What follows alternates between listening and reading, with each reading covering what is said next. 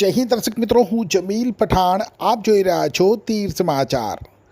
દર્શક મિત્રો, આ દ્રશ્યો છે કવાંટ તાલુકાના પાનવડ નજીકના આજના તારીખ 26 મેના સાંજના સમયના. આજે ફરી દિવસભરના બફારા અને ઉકળાટ બાદ સાંજ પડતા વાતાવરણમાં પલટો આવ્યો હતો. આકાશમાં કાળા ડિબાંગ વાદળો, ભારે પવન, વાવાઝોડા અને વીજળીના કડાકા ભડાકા થયા હતા.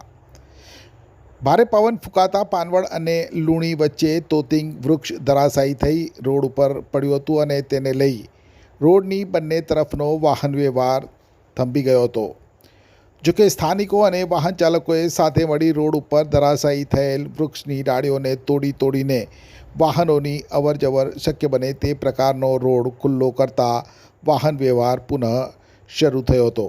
ઉલ્લેખનીય છે કે છેલ્લા 15 દિવસમાં ત્રીજી વખત રોડ ઉપર વૃક્ષ ધરાશાયી થવાની ઘટના બની છે અને સદનસીબે ચાલુ વાહન વ્યવહારવાળા રોડ ઉપર વૃક્ષ પડતા કોઈ દુર્ઘટના નથી બની.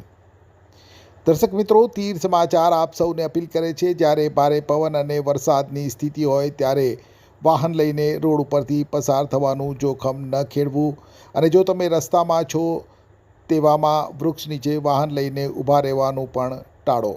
ધન્યવાદ. એક્ટિવાથી લઈ જેસીબી સુધીના, ટૂંકમાં દરેક વાહનના અને દરેક કંપનીના, જી હા, દરેક કંપનીના અને દરેક સાઇઝના ટાયર એકદમ કિફાયતી ભાવમાં મળશે અને તે પણ આપણા છોટાઉદેપુરમાં. જી હા, છોટાઉદેપુરમાં. અને હા, જો તમારી પાસે રોકડા રૂપિયા ના હોય ને તો ચિંતા ના કરશો, અહીં બજાજ ફાઇનાન્સની સુવિધા પણ ઉપલબ્ધ છે. સરનામું છે Apex Traders, silver spoon hotel સામે, triangle complex, highway road, Chhota Udepur. Mobile number છે 7359953545.